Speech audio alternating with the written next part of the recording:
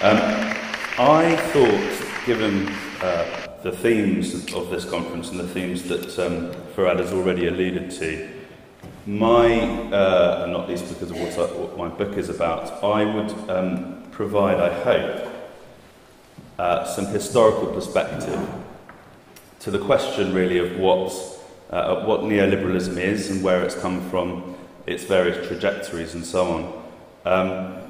And partly because it's a very, as I'm sure you all know, it's a very commonly used term, but one that's used with a variety of different meanings, and so it's often quite hard to pin down what exactly is being talked about when neoliberalism gets mentioned, and in fact it gets mentioned all the time, so it can become quite confusing. So I think it is important for any conference that wants to wrestle with some of the ideas that Farad's already discussed or mentioned, which do often have origins in types of liberalism or types of neoliberal thought or neoliberal ideas, to try and introduce some precision, or even just for all of your benefit, to illustrate a little bit of the complexity of what might be meant by neoliberalism. So, to give you an overview of what I'll discuss today, I wanted to start by addressing the question of the definition. So it goes to this point that I'm making about the difficulty of the term. It does become something of an all things to all men concept. I will then take you through a sweep of the history, and that will inevitably be quite unsatisfactory, at least from my perspective as a historian, because there's so many different things happening. But I do think, again, it's important to try and give you an overview of that history and to show some of its origin and its development over the last 80 years or so. I then want to come and try and identify some of the tensions which lie or sit within types of neoliberal thought, and also its relationship to politics and social and organisational life, obviously importantly for this conference, more broadly. I then want to come to speak a bit about the 1990s, which I do think is a key signpost and in the history of neoliberalism, and it's the hinge, if you like, on which the earlier introduction of neoliberal policies, anyway, became entrenched, perhaps, and expanded when governments on the what might be called the left or the centre left in the jargon came to power in America and Britain, especially, so Clinton and Blair and the Third Way. And in particular, that moment signalled not just the dominance of market thought in economic terms, but the acceptance more broadly of an idea about government failure, so the failure of state and other institutions, actually, again, thinking more broadly, particularly in the absence, it was argued, of market-type mechanisms or quasi-markets, in the absence of those types of incentive structures being located within public services and so on. So I'll come to talk a bit about that. And then I want to illustrate some examples of, as it were, high neoliberalism, so the period at least leading up to the crash. So that, again, that period from the 90s up to 2008, where it was fairly unproblematically thought, at least among power holders, largely that the market solution was always the best one, and was the one that should be applied extensively across all different spheres. And then finally, I'd like to draw some conclusions, which I hope might prompt some discussion, if not immediately with me at the end of our session, then certainly amongst yourselves, and then hopefully with Will, who will speak after me, and later on in our joint discussion. So beginning then with the question of how to define neoliberalism, when I first started working on neoliberalism about 15 years ago, the problem in the public debate, at least, was actually very similar to how it is still. Since then, since the mid-2000s, I suppose, there has actually been a huge flowering of scholarship on neoliberalism. Up to that point, it had primarily been a term used either by the neoliberals themselves, particularly in the early days of their thought in the 30s, 40s, 50s, or it had been a category that had been applied in various types of social science, social and political scientific analysis. There has been a huge amount of, as I say, historical, political science, sociological work since I've started working, as I say, and it is now possible to create quite a precise understanding of what neoliberalism might mean. But broadly, there are still a number of different ways that one can think about it, a number of ways in which it's been attempted to have been defined, at least. The first is as a matter of historical location in its origin, both in terms of place and in terms of people. And that's most famously associated with the formation of what's called the Mont Pelerin Society, which was a society envisaged by Friedrich Hayek, the famous Austrian economist and philosopher, social philosopher. It was envisaged by him to be a neoliberal international, if you like, an equivalent or a competitor to the Socialist International of the 19th century. And that took place in the late 1940s, and I'll talk a little bit more about that origin. So that's the first, is that it's associated with this famous thinker, Hayek, later on with others too, and located in a particular time and place as the origin of neoliberalism. The second would be taking particular ideas, so again, some of the ideas that Farad mentioned in his introduction, ideas about competition, about free markets, about limited government, about deregulation, all of these types of policy interventions, but also ideas about the way that the economy works, or the way that societies work, or the way that organisations operate. That's the second type of approach. A third would be rationality or governmentality, and this is associated most closely with sociologists, and especially with Foucault. An idea about how the governing structures of thought, if you like, and this is obviously relevant, I would have thought, to psychoanalysts and psychotherapists, but the way that the structures of thought govern the way that institutions operate and act, and constrain or shape the choices that people make within those environments. That's a third type of approach or definition of neoliberal thought. Something which I think Will, who again will follow me, has done quite a lot more thinking and work on than I have. The fourth is a more straightforward approach, I suppose, which is linked to political movements or political projects, and that would be associated, most obviously, at least in the popular mind, with Thatcher and Reagan initially, and then possibly again, particularly now we've got the Corbynite attack on social democratic politics.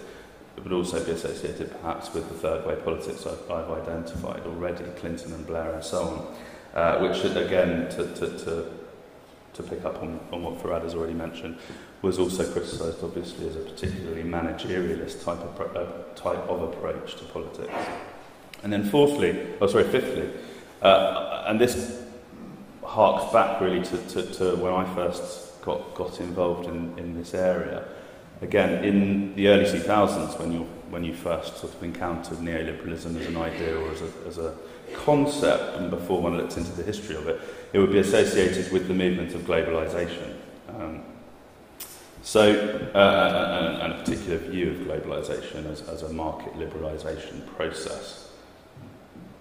So there are many different types of definition which illustrate something of the difficulty with pinning down the term. The definition I used in my book, which I don't say is perfect, but I do think still stands as a useful definition because it incorporates elements of these different approaches, would be to say that it's a free market ideology based on individual liberty and limited government that connects human freedom to the actions of the rational and self-interested actor in the competitive marketplace. And I want to just add there that the competitive marketplace in that definition would not simply be the traditional economic market, a market for goods or something, or services, but it might also be a non-market arena. So again, it would be potentially a bureaucracy or a public sector institution, or a large company, or a small company potentially, but an institutional setting or an organisational setting within which market-type approaches or quasi-market-type approaches might be applied and introduced would just as much be relevant as I say, a pure economic market. I think it is important at this stage just to draw out of that definition and for our purposes some important features. There is, I think, and I would say this obviously, but I'm being a historian, but I do think it's very important to kind of maintain a focus on the historical context within which the term is being used in any given instance. Particularly also to, again, with that in mind, keep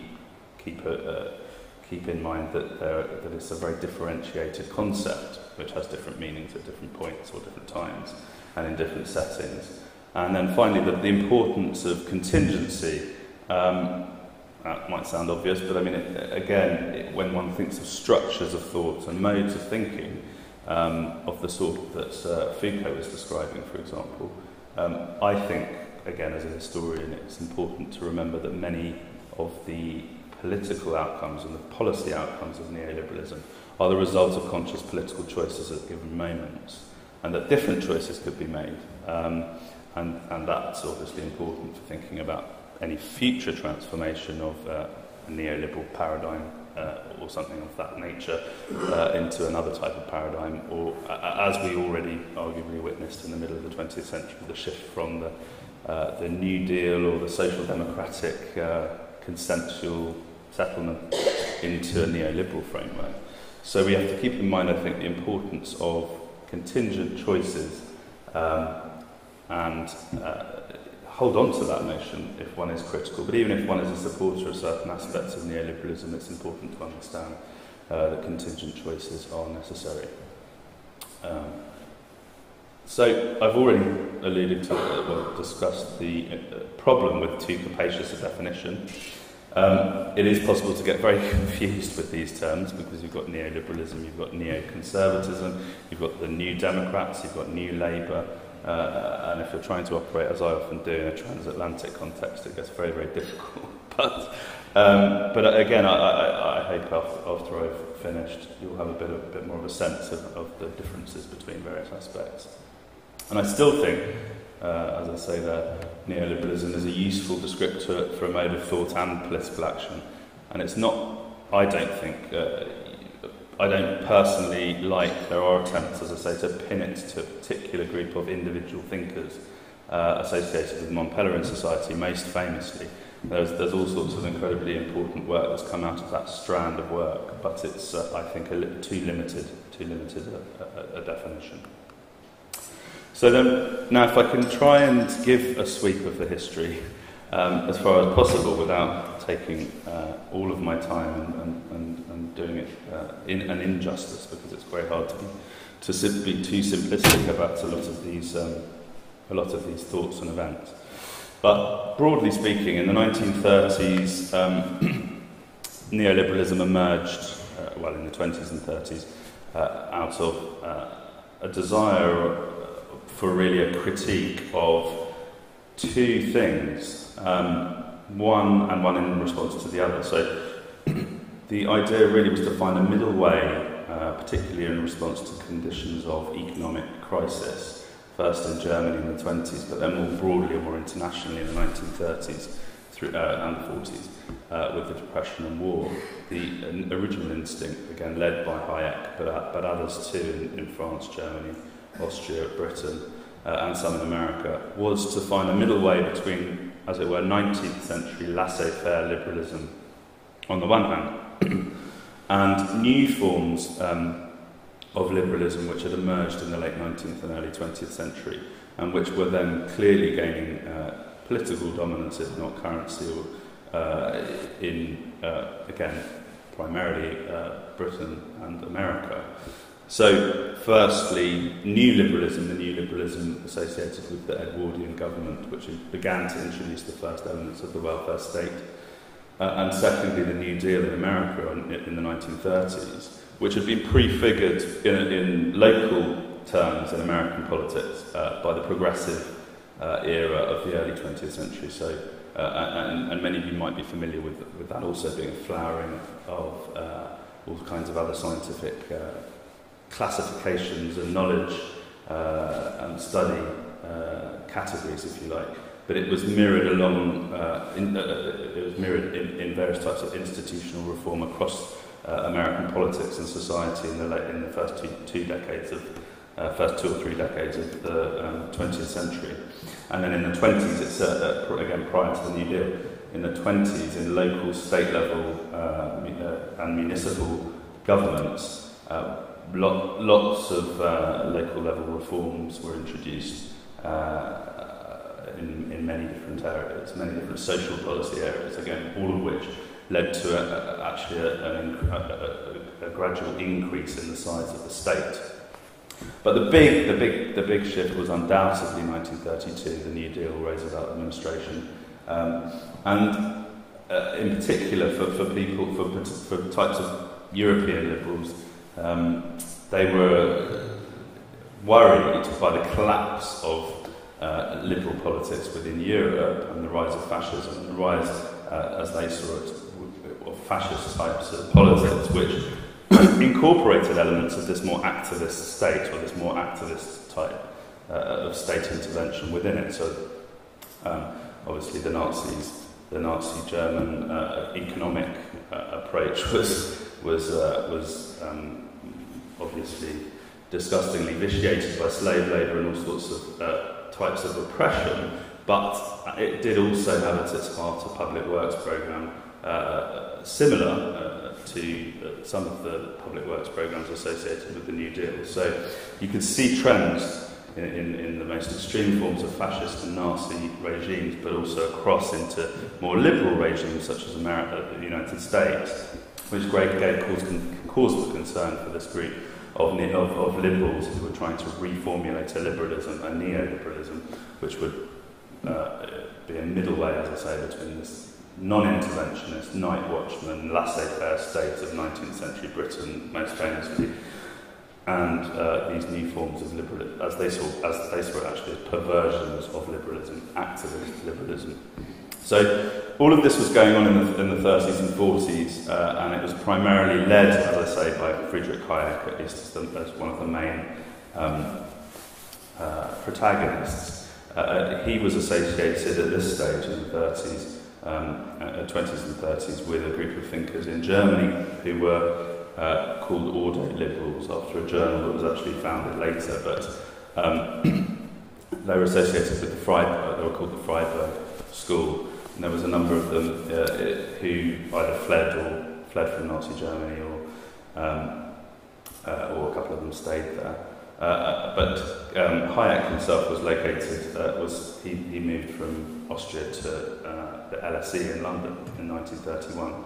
So he was based in England for that entire period, the 30s and 40s, and he was in dialogue with Keynes, John Maynard Keynes, who was the sort of prime economic thinker behind the new activist liberalism, and obviously he was famously a liberal in political terms as well. And there was an involved debate between Hayek and Keynes throughout the 30s about the relevance or the need for economic planning, and also about various approaches to the business cycle and how one deals with depressions. And clearly out of that period and out of the 1930s and 40s and the experience of depression and war, Keynes's ideas were very much the winners and were applied, as I say, in a number of different contexts.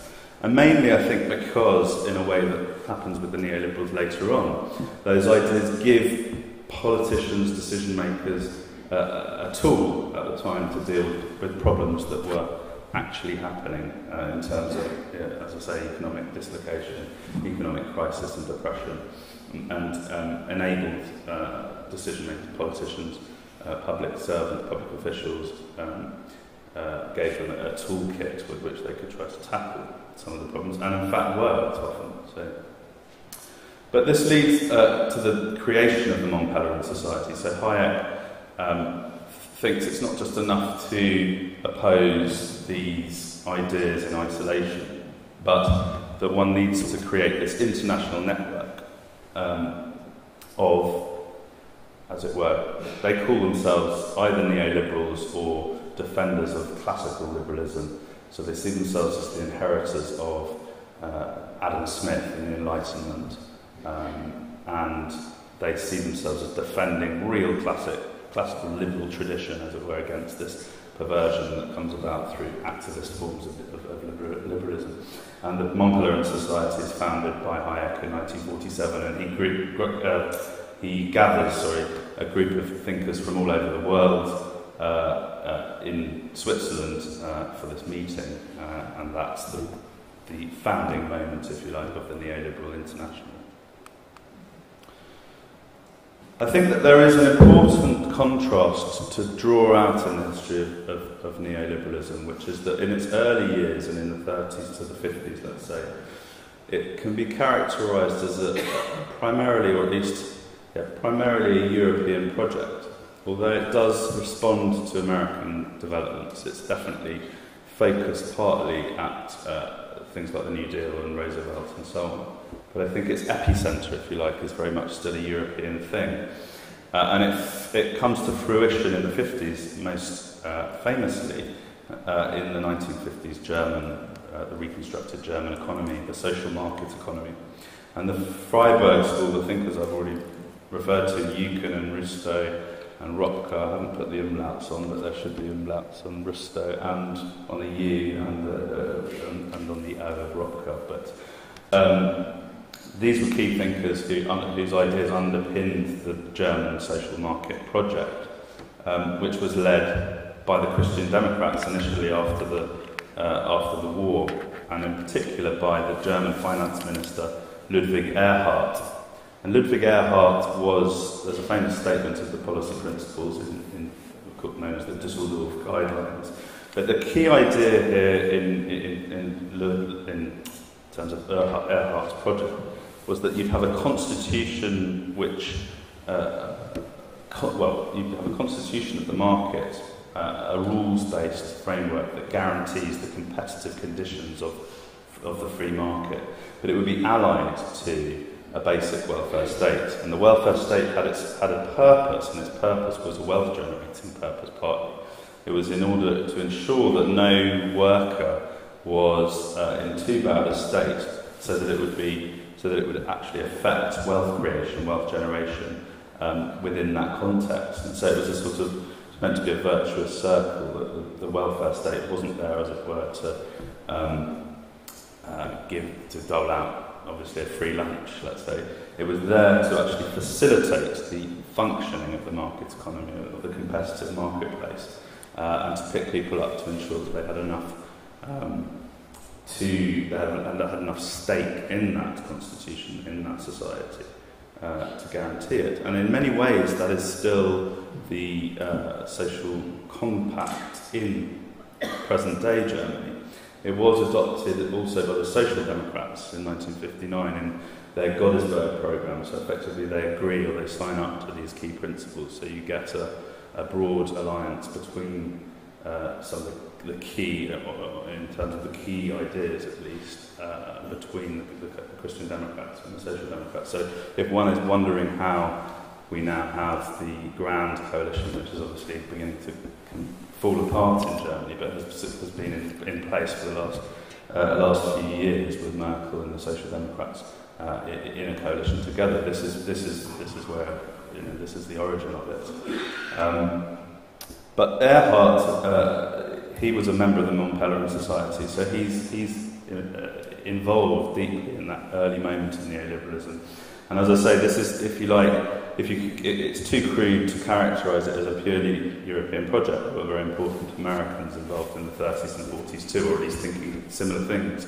But I think if one conceives of neoliberalism, at least in part as a sort of history of a radicalisation of an idea, This early phase was located primarily in Europe, and as I say, comes to fruition in a political project in the 50s in Germany. But then we moved to a more radical metamorphosis, if you like, which comes in American neoliberalism and the development of American neoliberalism, which grew initially as part of the same founding moment, but very much took its own path quite soon after.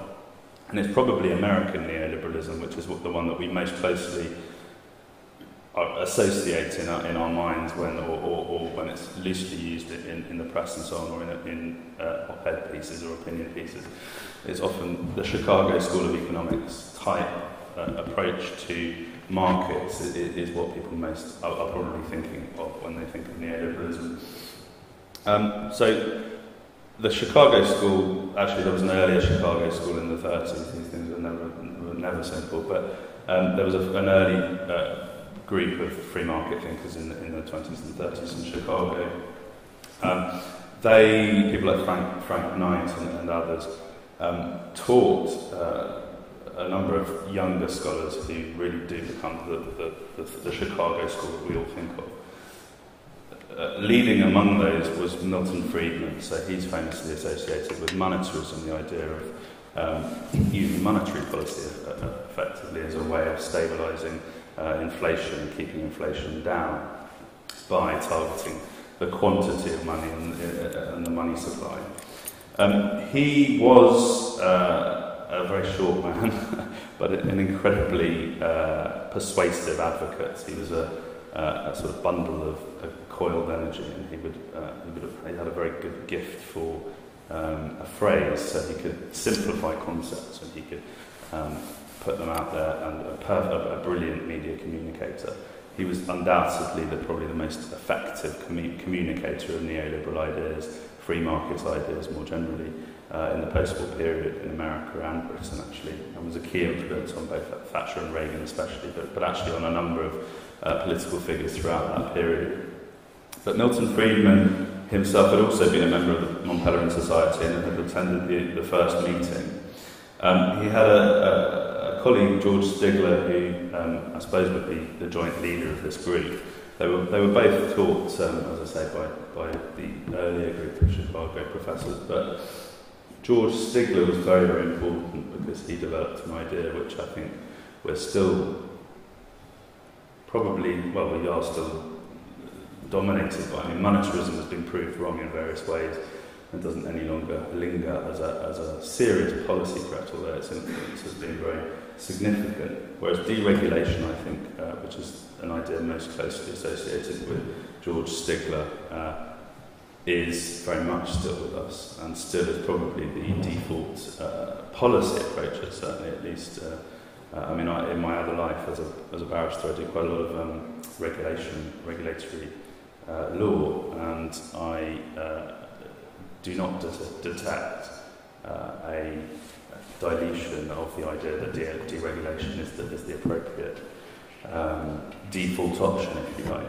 So we're still very much living with deregulation as a reality, and most famously, of course, that deregulation was one of the key contributory factors to the crash in 2008. And the arguments about that still rage, but it's clear that financial deregulation, which I'll come to speak a little bit more about in due course, is a key neoliberal idea. So George Stigler was responsible for that. Then there's a program at Chicago that was developed in the 50s and 60s and onwards called Chicago Law and Economics, which sought to apply market analysis to law and to look at the economic effects of certain laws or regulatory interventions, and also tried to construct an alternative way of thinking about some of the ideas about regulation, which, for example, the Germans had always thought were appropriate. So, to give you another idea of the contrast between the European and the American approaches, the Germans thought very much that you could regulate. The state would have a more limited role. It would do less, but it would regulate the conditions for competition in the market.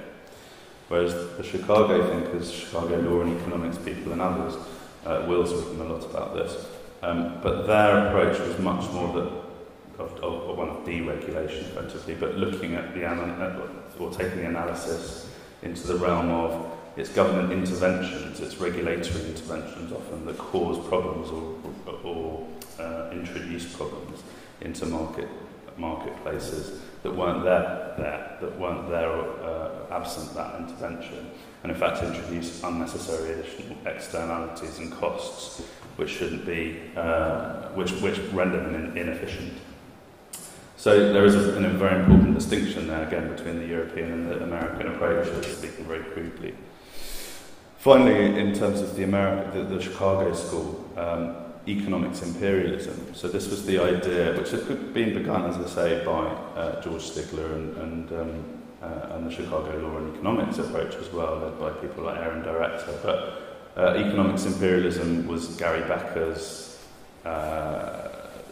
He began to apply market models into completely non-traditional market arenas like crime, the family, drugs. I mean, really anything. And the approach was always that you would identify, you would look at it from the perspective of the individual operating in a particular environment and pursuing, to go back to Frad's remarks earlier, pursuing its self-interested in a rational manner. So it would be that neoclassical idea about the rational economic actor would be the focus of a methodologically individualist type of analysis, looking at how people respond, or in the model, how you could model an incentive structure or an incentive mechanism that would produce particular outcomes within a model.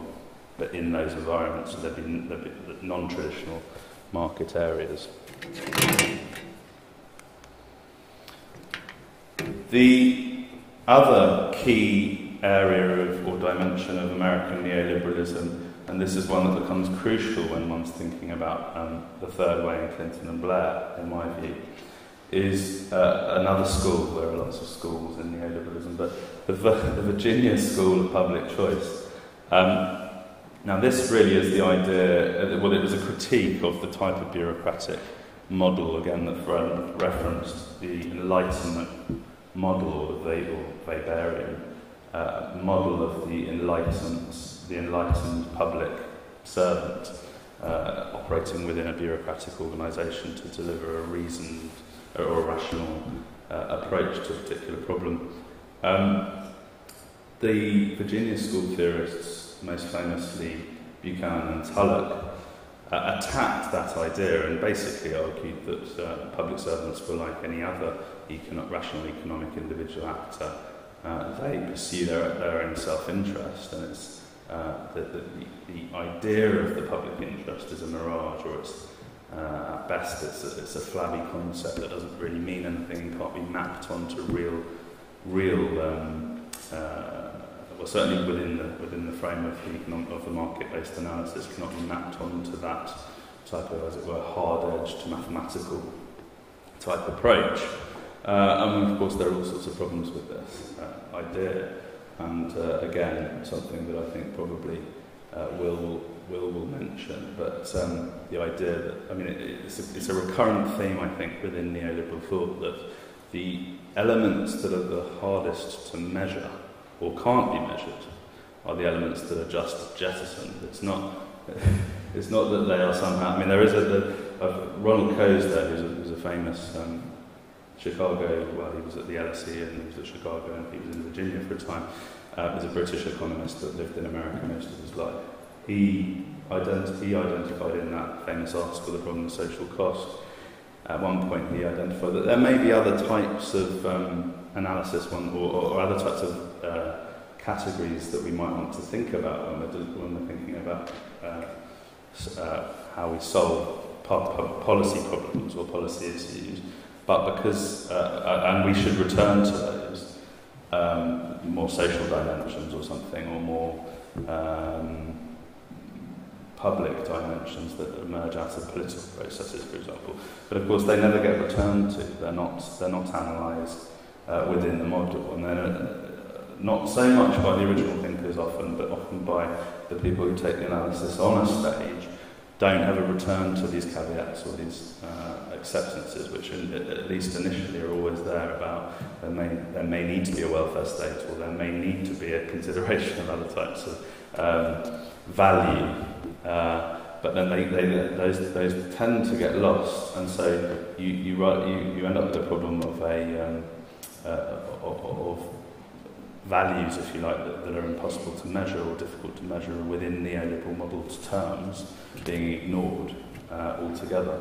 And I think that's also true of the idea of the public interest. I mean, it's I think probably something that we would all want to hold on to in some form, but it is difficult to measure in very hard terms. So how does one actually capture that?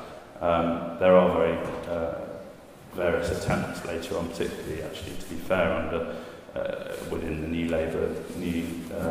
third way type approach, but it is a vexed question how one captures values that are not measurable very simply.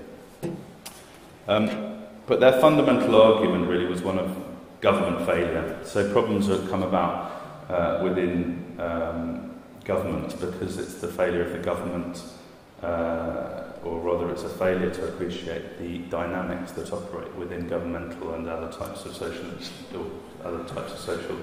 institution, which is why they're performing badly, why they're inefficient, why they're not delivering the outcomes that people would want. So finally, in this history, before we get to the 1990s, there was a political breakthrough for a lot of these ideas in the 1970s. That's quite a well-known history now. It came about through a variety of transmission mechanisms, if you like, but basically it came about through an intense engagement by the Neoliberal International, if you like, by particularly Friedman and Hayek, but others as well, and Buchanan as well, with journalists and think tanks, and those conduits, if you like, through which political movements get their ideas and their programs. That was intense through the 50s, well, 50s and 60s, particularly the 60s and 70s. In the 70s, there was a wave of think tanks on both in America and in Britain, which sort of underpinned both Reagan and Thatcher's political manifestos. But perhaps just as importantly, was the adoption of these ideas. And you'll remember I was mentioning in the context of the 30s that one of the main reasons for the success of Keynesian ideas in the 30s and 40s was because they did actually seem to work. They did actually seem to provide a toolkit for particular problems at that moment. Well, that's certainly the view that was taken in the 1970s when people like Prime Minister Jim Callaghan adopted, whether he actually adopted monetarism or not, he certainly adopted a rhetoric of monetarism and fiscal discipline in his negotiations with the IMF in 1975 and 1976. And he famously gave a speech in 1976 to the Labour Party conference in which one of his advisors had, Peter Jay, his son-in-law in fact, had written his speech and had inserted, Peter Jay was a monetarist, and he had inserted a famous passage that was effectively a monetarist advocating a monetarist prescription to the economic ways of Britain in the 1970s. So, and similarly, Carter in the 1970s, the Democratic Party president, was one of the prime movers, along with Teddy Kennedy in the Senate, was one of the prime movers behind introducing deregulation initially into the transport sector, so in airlines and cars and buses, but also trains, but also, crucially actually, in the late 70s, he appointed a very tough Fed chairman, Paul Volcker, and also began to deregulate the banking sector. So you get the beginning of the long trajectory of financial deregulation in the 70s. and it begins under the Democrats in America, and as I say, in Britain, the Labour Party, particularly Callaghan in particular, one can argue about how far this was at the heart of the Labour movement at that point. It probably wasn't, but it was certainly being adopted at the highest levels within the Labour Party as well. It's rhetorically embraced. So that 70s moment is clearly the political breakthrough for neoliberal ideas. And there is a rupture to the dominant idea of the Keynesian paradigm, if you like, in economic policy. So that's a sweep, and I'm sorry it is inevitably difficult to capture everything in such a short talk, but or a long talk in some ways, but you know what I mean. The problem of I want to draw out some of the tensions that I think are at the heart of neoliberalism.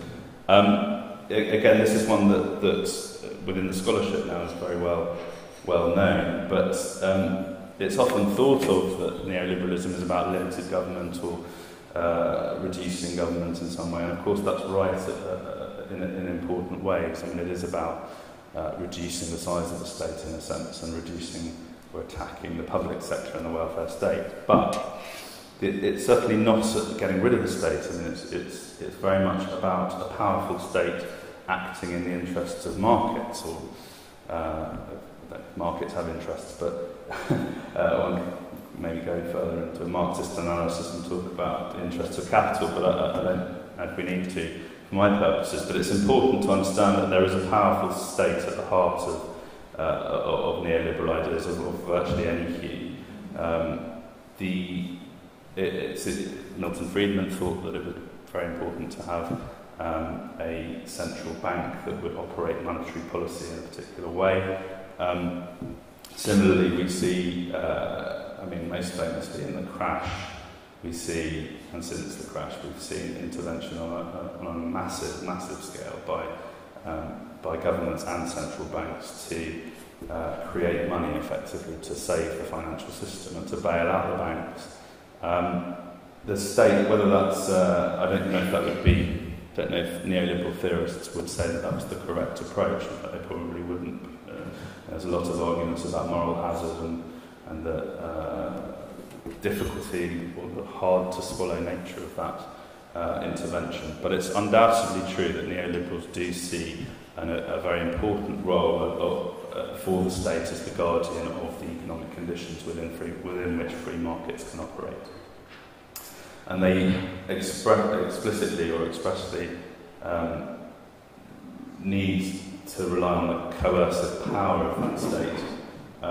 And this is, this can also be seen at the international level in terms of the oversight of liberalisation and privatisation as, again, the default approaches for developing countries across the world to grow their economies and come within the international global economic system. And we saw that in the 90s, obviously, the collapse of communism in Eastern Europe and Russia, sometimes with disastrous consequences. But the way that these policies get introduced and spread through, again, is through the global institutions of the IMF or the World Bank or what have you. So the state has a new role, really. It's the guardian and enforcer of markets at both the domestic or national level, but crucially also at the international level. I think that's an important tension, obviously, because the other arguments it's what type of state do you like. It's not getting rid of the state, but that is a tension. Also, just to finish on that point, it also between those early neoliberals who did see a role for the welfare state.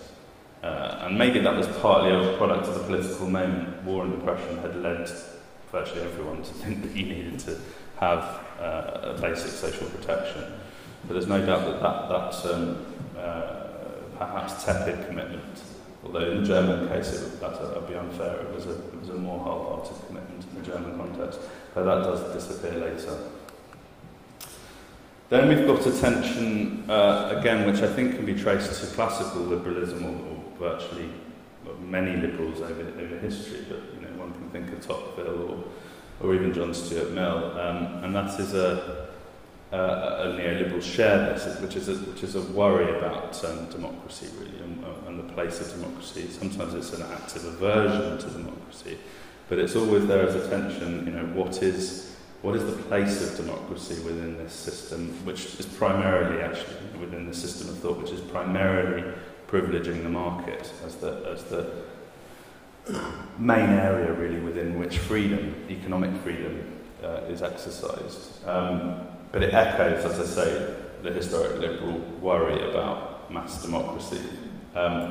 Economic choices, Friedman's pretty explicit about this and often talks about it later in his life as China's coming out of, or rather entering, starting to adopt market liberalisation type approaches. Friedman always was happy with that.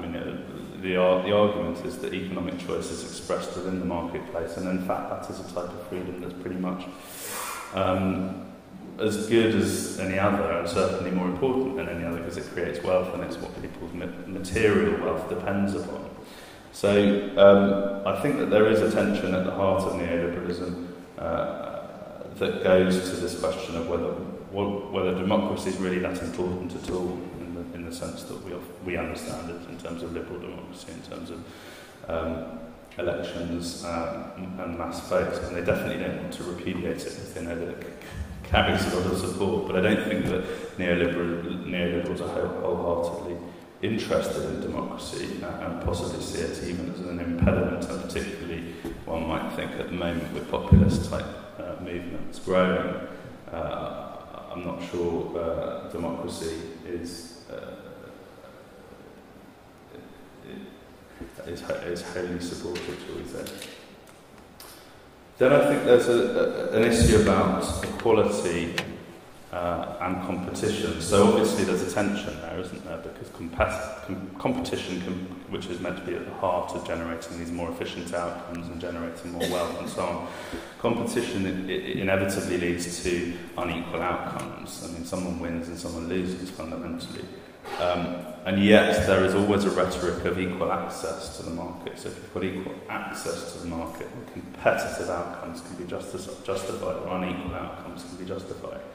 So the rhetorical turn, if you like, becomes about how you marshal the language of equal access, which I think most people kind of conceive of as a positive, with almost a downplaying of the outcome, and that I think does run into real problems. It's running into lots of problems now and since the crash, most graphically, because inequality is rising everywhere, and it's becoming the concentrations of wealth are becoming such that they can no longer just simply be ignored, and the rhetoric of equal access to markets is fraying, and people are no longer the evidence before their eyes, if you like, is catching up. So I think there's a big tension there again in terms of what the reality of neoliberal policy outcomes might be with the rhetoric that they were and have successfully marshalled. And I think that leads to this next point. I think there are ambiguities at the heart of these tensions, but there's undoubtedly, or rather it's been an undoubted story of political success that many of the terms at the heart of neoliberalism allow to produce a rhetoric which I think can be quite attractively marshalled in public debates. And if you put in freedom, choice, opportunity, for a time, although it was always a contested concept, globalisation as a sort of moment of opportunity, this language has been very successful at various points over the last 40 years. And it's been marshalled, by successive figures who we've already mentioned. So I just now want to come onto the neoliberal moment in the 90s. Clinton and Blair, I think the allegation has often been just simply that they were accommodations to neoliberalism. I think that's right up to a point, but they did accept various of the key tenets of the political settlement that came out of Thatcher and Reagan, but I think it's more than that. It's more than an accommodation. I think it's an embrace, in fact, and an extension of the neoliberal analytical frame. So in the new progressive politics, in New Democrats, New Labour, they sought to take the analysis at the level of beyond left and right. Now, in practice, I think what's radically new about that beyond left and right bit is an adoption of of arguably the more radical bits of neoliberalism, i.e.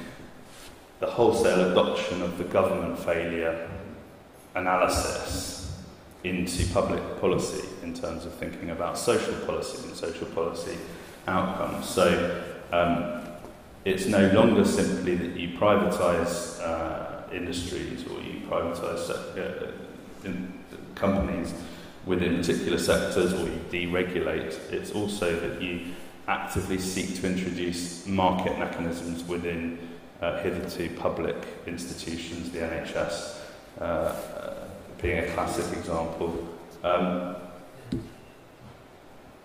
And that's at the heart of what Blair always referred to, if you remember, as modernisation. So how did this happen? Well, in the 1980s, we've heard, I've skated over it, but it was a focus by Thatcher and Reagan on economic policies, really, on monetarism and supply side economics, and obviously targeting the trade unions. And then there was, and this was all done with a sort of fusion of Victorian morality. But there were important limits to what was done in the 80s. There was economic reforms, and one associates Thatcher with all of that. But there wasn't a widespread, at that point, there wasn't a widespread attack on the welfare state. There were important early developments. So in the early 80s, local government services began to be contracted out, and that was influenced by neoliberal think tanks. And crucially, in 1988 onwards, quasi-markets, market mechanisms, the internal market was introduced in the government reforms to the NHS in 1988. These reforms were early sort of signifiers, really, of this larger change that would come in the 90s. But as I say, I think that in the 90s, those early tentative steps, if you like, were embraced and expanded by Clinton and Blair in social policy areas. Clinton famously said in 1996 in his State of the Union address that the era of big government is over. This is the classic statement of triangulation, which you probably all remember, or may all remember from the 90s as Clinton's very effective, actually, political strategy, which was to basically adopt your opponent's best policies, or bits of them, whether you call them best or not is a different matter, but bits of them which enabled you to neuter their political effectiveness in the debate. And Clinton was on the rack in 1994, 95, 96 because he lost the midterm elections to the Republicans on a big scale. And so he and his advisor Dick Morris were wondering how they could recover the ground. And Clinton did it in a number of ways, but most famously probably in adopting all of the main Republican calls for welfare reform. And there was a big welfare reform bill in 1996, which effectively got rid of universalism, or attacked universalism in the American system such that it existed, which it didn't in any general sense, but it did exist in a more favourable way than it does now. And targeted, or rather introduced, a link between welfare and work. One can argue whether that's a good thing or a bad thing, but anyway, that was a key moment in the mid-90s where Clinton triangulated to great effect. Again, as for our foregrounded in his remarks, the idea in the 90s, and the idea that was definitely embraced by Clinton and Blair and the third way politicians, was government should do more for less. Government should be more efficient, and it should be done in a more cost-effective way with less, and the process by which government had expanded should be halted and reversed. Friedman had been asked in the mid-1980s whether he was happy that his side had won the debate, because by the mid-1980s it appeared Thatcher and Reagan were dominant and the parties of the left were really nowhere. And Friedman said, "What do you mean? We haven't won at all. America's more socialist than it's ever been." And what he meant by that was that public spending as a proportion of GDP on government, on the public sector, had continued to rise under Reagan, such that it was about 45%. And he didn't see this as a victory. He thought that this was indicative of the continued tenacity, if you like, of socialist approaches within the American system. But the point is that Blair and Clinton accepted all of that analysis. They accepted that government should do less, should do more for less, and it could be done more for less if you introduced markets. So there are a series of reforms. I've talked about deregulation a little bit. REGO, modernising government, this was public service reform. This is the way that government operates. The idea was to introduce incentive structures and market mechanisms within government in order, again, to deliver a cheaper outcome more efficiently. Welfare reform I've mentioned. And then globalisation, it was married to a rather almost utopian notion about the marriage of globalisation with an idea that you'd have greater global governance, but that global governance crucially would be effectively in the economic sphere to inoculate markets from political interference. And there's been a lot of scholarship on this recently, important scholarship on this recently, about how that itself has a very distinct neoliberal trajectory.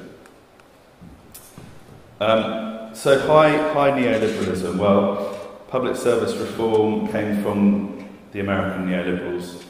Undoubtedly, it was introduced by a variety of policy technicians. In Britain, one can point to someone like Julian Legrand, who was in Blair's policy unit, number 10. He'd been advocating quasi-markets, since the late 80s, early 90s, and forms of what he called market socialism. There were key people who introduced this stuff within both Clinton and Blair's agenda. There is a third school, and I think they're crucial in terms of current public service reform. That's a group of thinkers around the Bloomington School. Their main idea was to introduce an idea about competition between different public sector power centres. So they modelled the American Constitution, really, and thought that there was partly an interesting Cold War type approach to why the American system was superior. But again, they were very important, I think, because they came up with some creative ideas about how co-production of public services can be co-produced by the users of those services.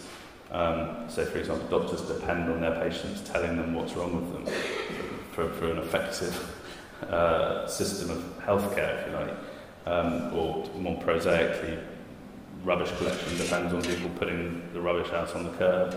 And the idea being that there ought to be feedback mechanisms within which public services can be improved by that co-production with users. Financial deregulation is a big one, and I'm not going to deal with that in detail, but it's important just to touch on it. This was absolutely crucial in the 90s, and it was, again, embraced. It was a continuation of what had happened previously. But clearly, it was, again, expanded and entrenched under Clinton in particular. He repealed the Glass-Steagall separation of commercial bank and investment bank operations, and that encouraged the increased risk-taking by these large institutions, leading to the too-big-to-fail type banks. They were not the only ones responsible, but it's important to remember as well that the number of bankers from Goldman Sachs or Citibank, and that became Citigroup, who ran policy both in Britain and in America is extraordinary.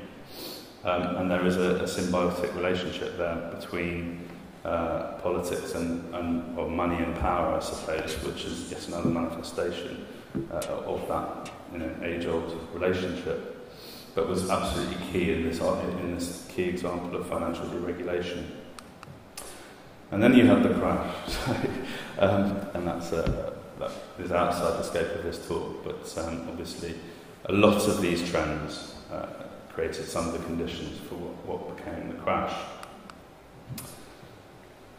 So, I mean, that was obviously a very quick run through a lot of very complicated material, and it's hard to do it all justice. But I do think it's important to end really. I hope I've been able to show with that sweep that it is a very differentiated concept. It must be nuanced to be understood correctly, and one must understand what one's discussing when one refers to neoliberalism. But it does help us if one tries to apply that kind of careful approach. It does help us, as I say, with understanding some of what's, some of the key embedded assumptions, if you like, that drive both political life but also organisational and social life more broadly. And as I've said at the start, we can make different choices.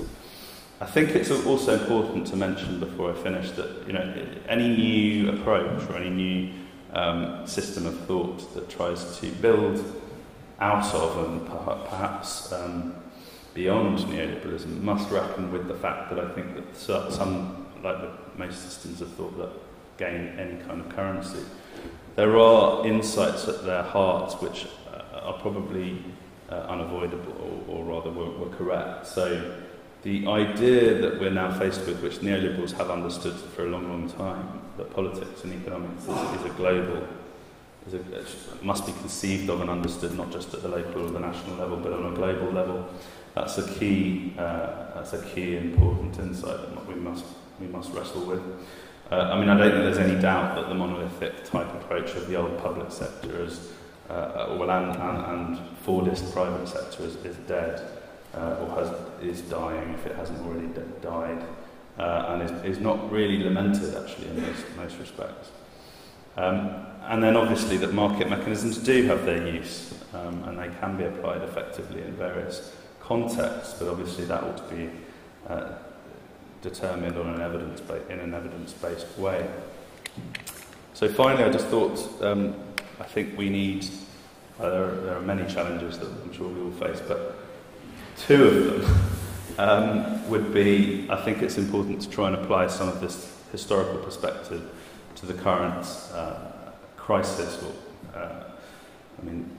the emergence of new forms of populism, dangerous or otherwise. It's important to, there's often a question as to, is this still neoliberalism? Is this still neoliberal? What are we dealing with? What are we? Again, we need to be very careful just to sort of pick out the parts of the analysis that we think are and aren't, and also other bits that are distinctively new about populist revolt, if indeed that's what it is. And then I think a very serious challenge is it gets to this point I was trying to indicate earlier, where neoliberals can't measure things, they ignore them on the whole. And so if you think of an alternative system that we all understand works, it would be, forms of cooperation, forms of collective action that help to solve problems. I think obviously a big challenge is how to embed and entrench those systems of cooperation so that they operate perhaps alongside competition. And I think in the more extreme forms of neoliberal organisational advice, one forgets that alternative, cooperative set of values should also be just as present.